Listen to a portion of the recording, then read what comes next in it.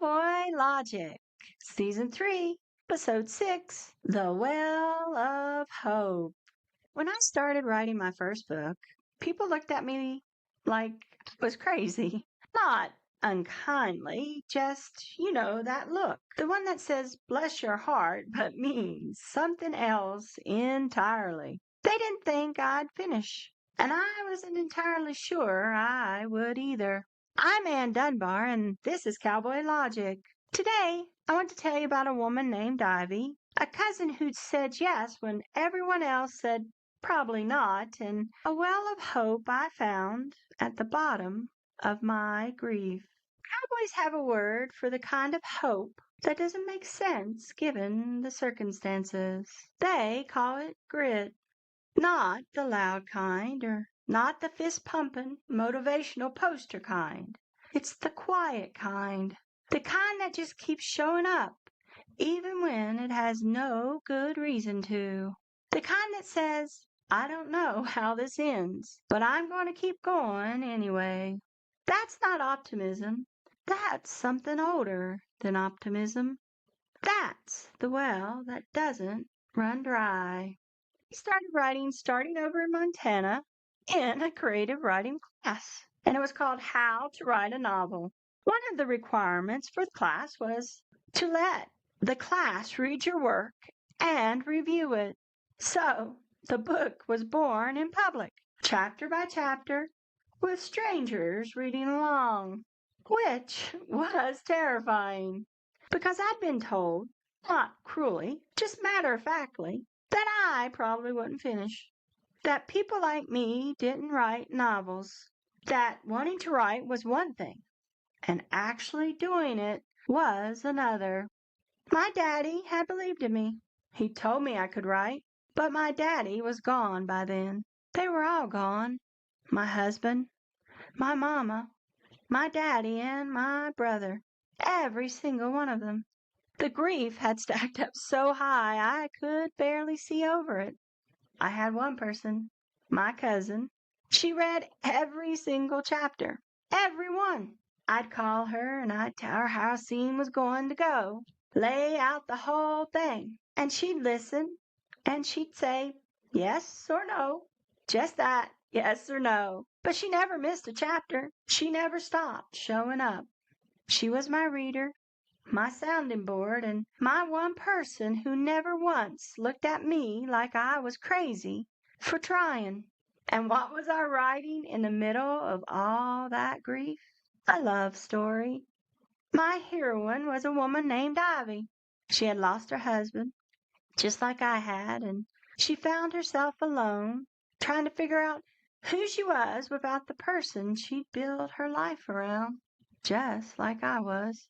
She was trying to remember what she was capable of, trying to believe the future still had something for her. She was not me, but she carried a lot of me inside her, and I gave her something I couldn't yet see for myself. I gave her a happy ending.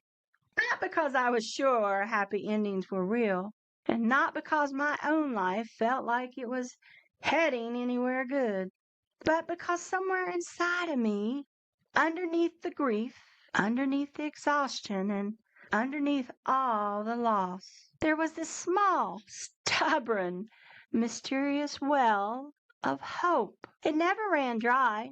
I don't know why. It just never did. And I took a small cup of it, and I gave it to Ivy so she could find her way through, while I was still finding mine. I finished the book. The people who thought I wouldn't were wrong. My cousin, who thought I would, was right. Sometimes all it takes is one person willing to believe before you do. And something happened in the writing of it that I didn't expect. Ivy moved through the grief slowly, honestly, and without rushing. She sat with the loss, and she let herself heal at her own pace. And she came out the other side, believing in love again.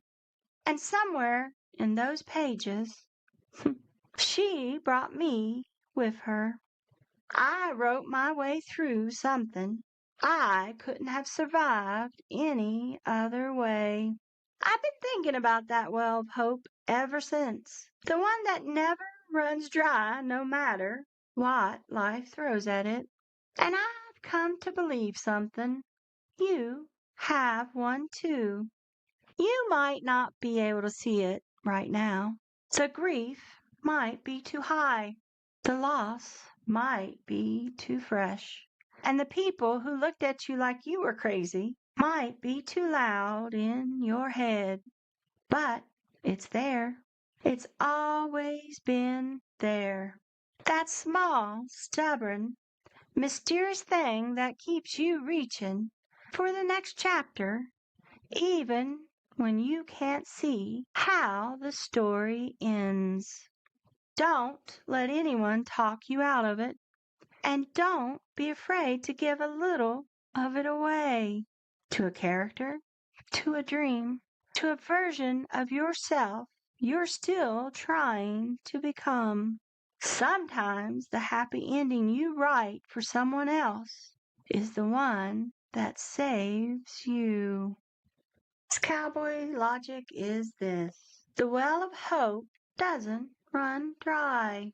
Keep writing your story, even when you can't see the ending yet, especially then. I'm Ann Dunbar, and thanks for riding along. I'll see you next week.